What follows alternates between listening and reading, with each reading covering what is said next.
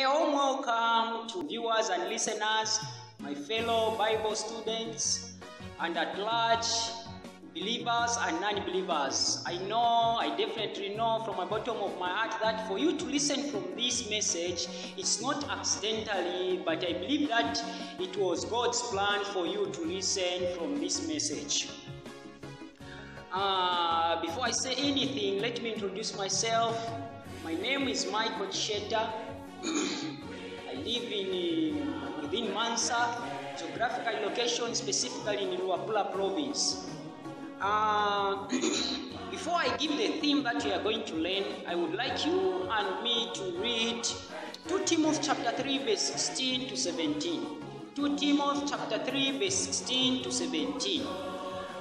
The Bible reads, "All scriptures is God-breathed and is useful for teaching, rebuking, correcting, and training in righteousness, that the man of God may be perfect to good works." We have heard loud and clear that all scriptures is God-breathed. So whatever we are going to learn is going to be taken from scriptures. And whatever words that we are going to say, as long as they are coming from the scriptures, which is the breath of God, we all know that they are there to help us, or they are here to help us.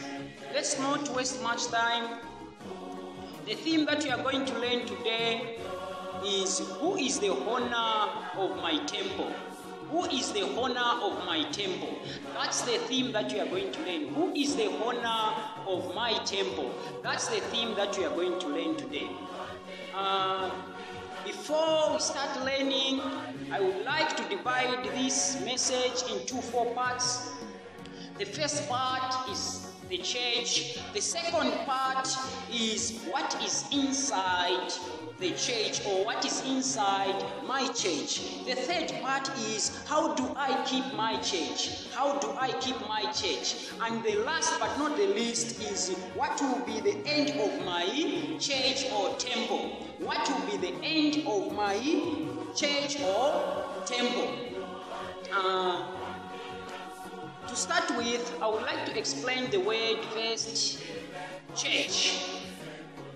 We all know that the word church, many of us, maybe we may think it's all about the building, or it's about a tent, according to Old Testament, or it may be a big building, which is called a temple, but that's not the type of the church we are talking about today. And others, we have learned a lot of things about the church. We know that the church, we have the universal church, which is the call out of people, those people who are called in the body of Christ. It is called the church. Or where people, they gather and they talk about the word of God, we call it a church. But no, that's not the church that we are going to learn or to hear from this message today. If we read 2 Chronicles chapter 3 verse 1, that's where now we read that Solomon started building the church. He built the church in Jerusalem, specifically in Mount Moriah. That's where now Solomon built the church.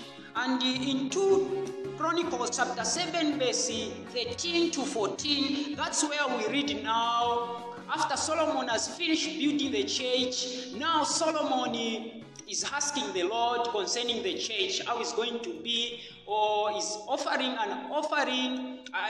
the sacrifice concerning the church. And the response of God was like, if my people who are called by my name, they are going to humble themselves and pray and seek my face and turn away from wickedness, I'll hear from heaven. Here we can learn 1 or 2 things that, yes, of course, Solomon built a nice church, but God was not interested about the structure that Solomon built. God was interested about those people who will be entering in that church. So from there, that's where we are going to build the foundation of our lesson now. The church we are talking about here, it's not the building today, no. We are talking about your body as the temple host, or your body as a temple, or as a temple of where God dwells in. So definitely what we are going to talk about today is your body is the temple of light. When we read from Acts chapter 17 verse 24, that's where we are going to find that God does not live in the temples that are built by human hands. Meaning, God is not interested in buildings, but is more interested and more focused in your body or the way of lifestyle. We know that human beings are made by three components. We have the spiritual component, and we have soul, the component, and we also have the flesh, which is the component of the body. And when we read in 2 Corinthians chapter 3 verse 16, do you not know that your body is the temple of the Holy Spirit, or the temple of God where God dwells in? So specifically, your body is the temple of light where God needs to live. God does not only live in these churches that we build. No, God is more interested in people, those who get into the church. So the message right now comes to you is saying that, are you a good temple where the Lord, or have you received the Lord Jesus Christ in your heart as a temple? Does your temple, your body, your soul, your mind receive Jesus Christ as the personal Savior? That's the message now that we are talking about. Have you already accepted Jesus Christ as your personal Savior? If the answer is yes, now the question comes in. What is inside your temple?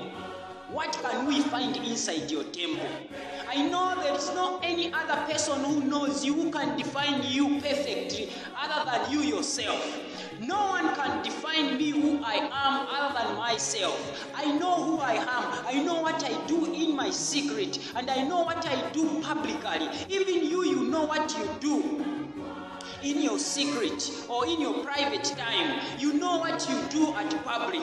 But the good definition of a person is not what he does at public, but what he does in secret. So what is inside of us defines or shows or show how strong we are, or how our faith is towards God. So I don't want to waste much time. My time is limited. Let's read Galatians chapter 5 verse 19 to 21. I'll just say a little things which are found here. We all know that the works of the flesh, we have adultery, fornication, uncleanness, idolatry, witchcraft, murder, drunkenness, and such like that. Things that are equivalent to those things. Here, the writer ends with the such like that. Things that are almost in the same line with the list of sins that we have outlined. Meaning those things that we don't expose to people, but they are inside of us. So if you are a believer, you are my fellow believer, what is in your side? What is inside of you? What do you do in your private time? Are you still struggling with adultery? Are you still struggling with fornication? Are you still struggling with drunkenness? Are you still struggling with uncleanness? If it's there, my dear, you need to kneel down to repent your sins, to confess your sins, and look at the cross only, to see Jesus Christ as the personal Savior. In the book of Revelation chapter 3 verse 20, we read that Jesus is at the door, is knocking. Now Jesus is at the door of your heart, is knocking. You want to clean, to penetrate, allow him to penetrate into your space, to clean your heart so that it becomes pure. He is willing to clean your heart, just like he said in Isaiah chapter 1 verse 18. To say, come together, let us reason together. God is calling us to reason together with him as if we are something. Because of Christ, for God so loved the world, he gave Christ to die for us. Point number 3, how do I keep my temple or my church? We know that the flesh fights against the spirit. Now, what do they fight for? Just like I said earlier on, the body is made up of 3 components. We have the spiritual or spirit, we have soul, and we have what? Body or the flesh itself. So the flesh fights against the spirit to control your soul. That's where we are going to zero in.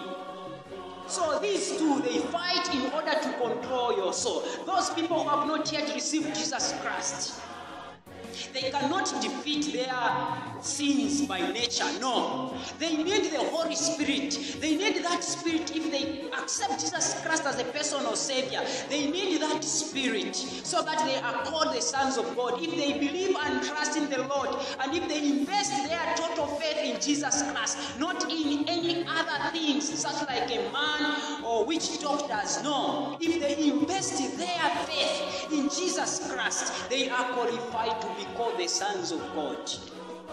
What a good name.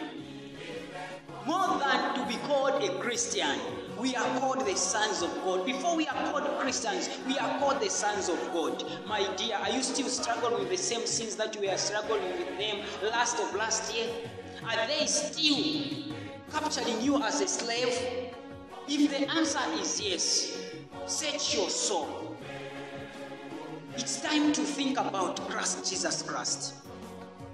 We don't have much time. Let's go to the fourth point. What will be the end of my temple?